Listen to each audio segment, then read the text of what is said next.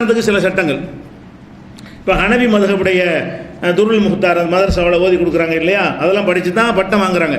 7 வருஷம் படிக்கிறாங்கல்ல. அந்த பாடத்திட்டத்தில் உள்ள துருல் முக்தாரில் 1வது வால்யூமில் 114ஆம் பக்கம் அதில் என்ன இருக்குன்னு கேட்டால், பல்லு துளக்கிறதுக்கு சட்டம் சொல்கிறாங்க. பல் துளக்கிறோம்ல, அது சட்டம் செய்கிறாங்க. அந்த சட்டம் செய்யும் பொழுது என்ன செய்கிறாங்கன்னு கேட்டால், பல் துளக்கிறதா இருந்தால் ஒயஸ்தாக் அர்லன் லா தூலன், பல் துளக்குவது இப்படித்தான் என்ன செய்யணும், பல்லு துளக்கணும், இப்படி துளக்கக்கூடாது. டாக்டர்லாம் மாற்றி சொல்கிறாங்க. இப்போ டாக்டர் என்ன சொல்கிறான், பல் துளக்கிறதா இருந்தால் இப்படி தான் பல் துளக்க சொல்கிறான், இப்படி துளக்கக்கூடாதுங்கிறான். இப்படி பல் துளக்கினால்தான் ஈரெலாம் ஸ்ட்ராங் ஆகும். எந்த பல் டாக்டர்னு கேளுங்க, ஈர் ஸ்ட்ராங் ஆகும், ஈரில் கரைப்படியாது, இப்படி பல் துளக்கணும் நல்லது இல்லைங்கிறாங்க. அப்போ இவங்க என்ன செய்கிறாங்க, மதுஹப் கிதாபில் இந்த அந்த அது முடிஞ்சிருச்சுட்டாங்கல்ல, நவீன காலத்தை பார்க்குறதுலாம் கிடையாது. அந்த காலத்தில் சொன்னதை சொல்லிட்டு போவோமேங்கிற அடிப்படையில் சட்டம் சொல்கிறாங்க. பல் துளக்குவதாக இருந்தால் என்ன செய்யணும், இப்படி தான் துளக்க வேண்டும், இப்படி துளக்கக்கூடாது. இது ஒரு சட்டம். சரி, எங்கே நிறுத்திய இது பல் துளக்கிற சட்டம் சொல்கிறதா இருந்தால் இது எந்த குர்ஆன் ஆயத்தில் இருக்குது, எந்த ஹதீஸ், அதெல்லாம் ஒன்றும் கிடையாது. எழுதி நாங்கள் ஏற்றுக்கிறோம், அப்படி தான், எந்த ஒரு ஆதாரம் கிடையாது. பல் துளக்கிறது இப்படி இறுக்கி பிடிக்கக்கூடாதான். பல் துளக்கிற குச்சியை இப்படி தான் பிடிக்கணுமா, இப்படி பிடிக்கக்கூடாதான். எப்படின்னா முழு கையால் பிடிக்கக்கூடாது, அப்போ தான் ஸ்ட்ராங்காக பல் துளக்க முடியும். இப்படி தான் பிடிக்கணுமா. அப்படி பிடிச்சா என்ன செய்யணும்னு கேட்டால், அது காரணம் என்னன்னு கேட்டால், மூலவியாதி வந்துடும்.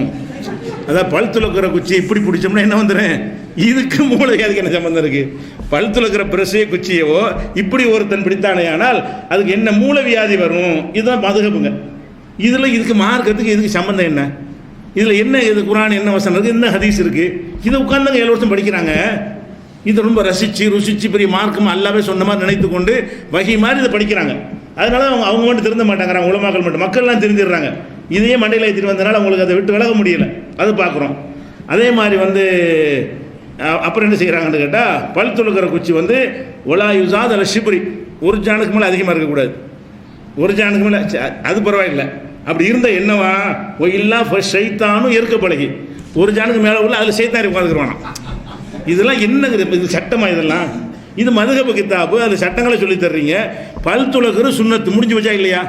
இவ்வளோ தானே ரசூலுல்லாஹ் சொன்னாங்க, ஒவ்வொரு தொழுகைக்கும் பல் துளக்கணும். மக்களுக்கு நான் கட்டாயமாக கூட ஆக்கியிருப்பேன், சிரமமாக போயிடும் என்பதனால நான் வலியுறுத்தலை என்று ரசூல் ஸல்லல்லாஹு அதோடு விட்டுற வேண்டியதானே. பல் துளக்கிறவங்க காலத்தில் எப்படி துளைக்கிறவாங்களோ துளைக்கிறவாங்க. இதுக்கு போயிட்டு ஏன் தேவையில்லாமல் போட்டுக்கிட்டு அது ஒரு ஜான் இருக்கணும், பிடிக்கிறது இப்படி பிடிக்கணும், இப்படி செய்யணும், அப்படி செய்யணும், இதுகளை எல்லாம் உட்காந்து எழுதுறாங்களே. இது எந்த அடிப்படையில் எழுதுறாங்க? உனக்கு வஹி வந்துச்சா? வஹிக்கு தானே உரிமை கொண்டாடுறாங்க. இப்படி குர்ஆன்லையும் இல்லை, ஹதீஸ்லையும் இல்லை. இது எழுதினாலும் எப்படி இது எழுதினாரு, என்ன ஆதாரத்தில் எழுதினாரு? சும்மா உட்காந்துருந்த புலனாய்வு பத்திரிகை எழுதுறாங்க, உட்காந்து ரூமில் உட்காந்துக்கிட்டு அந்த மாதிரி என்ன தேவை எழுதுறது? அதுதான் மதுஹப் சட்டம் என்பதற்கு இதெல்லாம் என்ன இருக்குது, ஆதாரம் இருக்கிறது. அதே மாதிரி பல் துளக்கிற குச்சி இருக்கு பாருங்களேன், குச்சி இருந்துச்சுன்னா அதை இப்படி படுக்க வசமாக போடக்கூடாது, இப்படி நட்டி வைக்கணும். சரி, அது பரவாயில்லை. சரி, படுக்க வசமாக போட்ட என்ன நடக்கும், எல்லாம் ஹத்தருள் ஜுன் பைத்தியம் முடிச்சிடும். பழுக்கு துளக்கிற குச்சியை இப்படி படுக்க வசமாக போட்டால் பைத்தியம் பிடிக்குது. அதை போட்டால் மண்ணில் ஒட்டிக்கிறேன், தூசி ஒட்டிக்கிறேன், அது ஒரு கணக்குன்னு சொல்லிக்கிறலாம், ஒரு ரீசன். இதுக்கு என்ன காரணமா, இல்லா இப்போ ஹத்தருள் ஜுனுன்னா பைத்தியம், இல்லாட்டி பைத்தியம் பிடித்து விடும். அப்போ பல் துளக்கிற குச்சி இப்படி பைத்தியக்காரனால இதனால தான் வந்திருக்குன்னு நினைக்கிறேன்.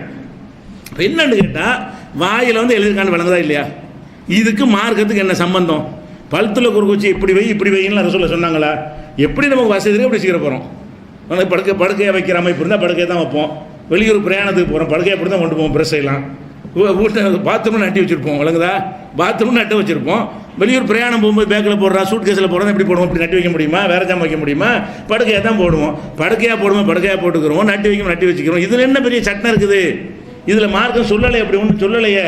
அப்போ இந்த மாதிரி எல்லாம் எழுதி வைத்திருக்கிற காட்சியை பார்க்குறோம். அப்போ இதுலேருந்து நான் அந்த ஜுனூன் பைத்தியம் பிடிக்கிறாங்களே, இவங்களுக்கு தான் பைத்தியம் பிடிச்சிருக்குன்னு விளங்குது. இதுதான் மார்க்கம். அடுத்ததாக என்னென்னு கேட்டால், அதே துருல் முக்தார்லேயே 1வது வால்யூமில் 448ஆம் பக்கம் இதுகளெல்லாம் விவாதங்களில் கேள்வி கேட்டு பதில் சொல்ல முடியாமல் விளவளத்து கடைசியாக சொல்கிறேன் கடைசியும் சொல்லலை. அந்த விவாதங்கள்லாம் நீங்கள் பார்த்துருப்பீங்க. இதுக்கெல்லாம் பதிலே சொல்ல முடியாத புதுசாக சொல்லி இல்லை, இதெல்லாம் உங்களுக்கு தெரியும் ஏற்கனவே. இதை கேட்டிங்கன்னா அவங்களுக்கு பதில் சொல்ல இயலாது. இத்தனை வருஷம் அவங்க யோசிச்சுட்டு இருக்கிறாங்க, இதுக்கு ஆன்சர் இல்லை. இதுக்கெல்லாம் ஆதாரம் காட்டுறான்னு கேட்குறோம், ஆதாரம் கிடையாது. என்ன ஆதாரம் பாருங்கள்.